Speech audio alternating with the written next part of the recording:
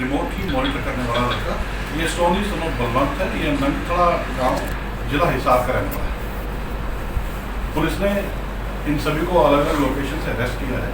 करीब 3 दिन में ऑपरेशन चला है। ऑपरेशन के बाद STF हिसार की यूनिट में DSP श्री ललित कुमार के नेतृत्व में अलग जगह रेड की गई और इंस्पेक्टर विजेंद्र और उनकी टीम ने इन सभी व्यक्तियों को, अपराधियों को गिरफ्तार करने में सफलता प्राप्त की है। इनसे जो लूट की राशि है उसमें से करीब 2.5 लाख रुपये पुलिस को रिकवर किए जा चुके हैं। बाकी जो पैसा इन्होंने खुद किया, जो छुपाया हुआ है, उसको माननीय न्यायालय से रिमांड लेके इनसे बरामद किया जाएगा। 8 दिन माननीय न्यायालय ने इसमें 8 दिन का पुलिस रिमांड अभी पुलिस को दिया है।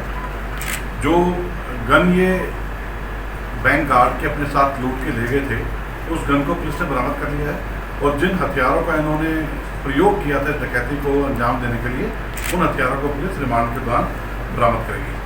मैं बताना चाहूँगा इसमें जो सोनी सनोफ बलवंत नंगथड़ा जिला हिसार का क्रिमिनल है, ये एक जूडो का स्पोर्ट्स पर्सन रहा है और फिलहाल ये ITBP में बतौर कांस्टेबल दिल्ली में तैनात है। इसने जूडो खेलते हुए वर्ष 2017 में कॉमनवेल्थ में पार्टिसिपेट किया था और वहाँ पे, जो कि अभी तक मुझे बताया गया है, वहाँ पे इसका शायद प्रथम स्थान आया था, जो कि डिटेल अभी वेरीफाई होने पका है। इनके कुछ और अन्य साथी हैं जिनको पुलिस जल्द से जल्द गिरफ्तार करेगी। जो गाड़ी इन्होंने घटनाक्रम में यूज़ की थी, वो गाड़ी ये जीरकपुर पंजाब से, चंडीगढ़ के पास है, वहाँ से किराए पे लेके आए थे और बाद में उसकी नंबर प्लेट इन्होंने रिमूव करके उस गाड़ी में इन्होंने डकैती की घटना को अंजाम दिया। STF हिसार यूनिट ने एक बहुत बढ़िया काबिल तारीफ काम किया है। इनकी सारी टीम इसमें बधाई की पात्र है। जो भी इनके द्वारा और भी कुछ अन्य अपराध जो इन्होंने शायद किए होंगे, उनके पूछताछ के दौरान उनका भी जल्द से जल्द खुलासा करने का प्रयास किया जाएगा। आपके कुछ सवाल? मैं इसमें प्राइमरीली हिसार पुलिस के साथ हमने कुछ जोन्स डिवाइड किए थे, जहाँ पे हमने घटना के बाद जिन जिन रूट्स के ऊपर ये निकल सकते हैं, वहाँ से हमने कुछ CCTV कैमराज को फॉलो करना स्टार्ट किया और उन्हीं CCTV कैमराज में हमें कुछ ऐसी लीड मिली कि जहाँ पे ये जिस गाड़ी में लूट करके भागे थे, उस गाड़ी की नंबर प्लेट रिमूव कर रखी थी, लेकिन इनके द्वारा पीछे की नंबर प्लेट रिमूव थी, आगे की नंबर प्लेट रिमूव नहीं की गई थी। तो वहाँ से हमें पार्शियल कुछ एक नंबर्स दिखाई दी और उनकी परम्यूटेशन कॉम्बिनेशन मिला के करीब हमने 100 के करीब ऐसी गाड़ियाँ आइडेंटिफाई की जो ब्रेजा है और वाइट है। उन्हीं गाड़ियों में से फिर हमने जीरो इन करते करते इवेंचुअली हम इस गाड़ी तक पहुँचे हैं। और जब ये जिस गाड़ी को हमने अलग अलग सेलेक्ट किया, तो ये गाड़ी जो जीरकपुर से किराए पे ली गई थी, उस गाड़ी को किराए पे देते हुए एक अपराधी जिसका नाम नवीन है, नवीन ने अपनी गाड़ी के साथ फोटो ओनर को दी थी। मतलब जो भी गाड़ी वो किसी को रेंट के पर्पज से देते हैं विदाउट ड्राइवर, उसका फोटो वो साथ में लेते हैं।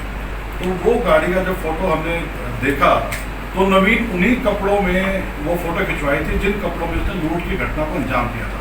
तो हमारे पास एक बहुत बेहतरीन क्लू आ गया था कि CCTV फुटेज में भी उसी तरह के कपड़ों में उसी कद काठी का लड़का वारदात को अंजाम दे रहा है। हालांकि CCTV उसने अपने मुंह को ढका हुआ है, तो उसका चेहरे की शिनाख्त नहीं हो पाई थी, लेकिन जिस तरह जो कपड़े उसने पहने थे वही डॉटेड शर्ट और डेनिम उसके उस फोटो में थी। तो ये काफ़ी इंपॉर्टेंट क्लू था। ये घटना को अंजाम देकर सभी अलग अलग दिशाओं में अपने घरों से भागे हुए थे, तो अलग अलग टीम्स ने इनके ऊपर रेड की है और इवेंचुअली सबको गिरफ्तार करने में सफलता प्राप्त की है। सर, इनका आपराधिक रिकॉर्ड भी है इसमें? जो इस सारे गैंग का लीडर है सोनू जगदीश, जो कि जींद का रहने वाला है, इसके करीब 5-6 मुकदमे इसके ऊपर इससे पहले हैं, जिसमें आर्म्स एक्ट के भी हैं, हत्या के प्रयास के मुकदमे भी हैं। इस तरह के उसके 5-6 मुकदमे हैं। एक दूसरा अपराधी है जो कि हिसार का रहने वाला है, प्रदीप सनोफ बलवान, जो कि भाटला गाँव का है। इसके ऊपर भी धमकी का और इंफॉर्मेशन टेक्नोलॉजी एक्ट के तहत शायद कोई फ्रॉड का मुकदमा रहा है, उसकी भी डिटेल ऊपर निकाली जाएगी।